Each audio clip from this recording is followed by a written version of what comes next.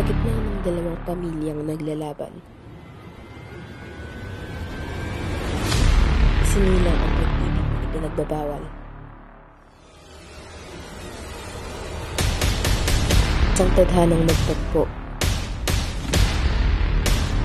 Isang sumpang hindi matatakasan. Anong ginawa mo, mahal ko? Ngunit, handa ba silang ipaglaban ang pag-ibig kahit kapalit ay buhay? Ngunit, sa kabila ng mga ito, sumibol pa rin ang isang pag-ibig. Isang pag-ibig na handang hamunin ng kapalaran, ngunit tinakda ng trahedya. Posible pa kaya na magkita muli sila, kahit pa sa susunod na habang buhay?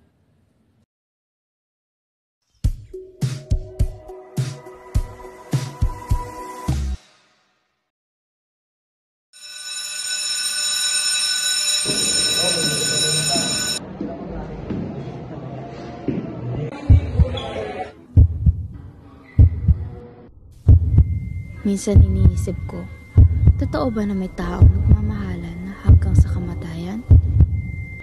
Totoo ba na may panibagong kwentong naghihintay sa tao matapos ang kamatayan? Pero nung makita ko siya, bigla kong naramdaman ang lahat. Parang bumalik ang kasaysayan. Parang kami ulit. At doon ko naisip, posible nga ba ang reincarnation? Na kahit ilang beses at ilang ulit tayong pinaghiwalay ng tadhana, pero sa buhay na ito, tayo pa rin kaya ang magtatagpo?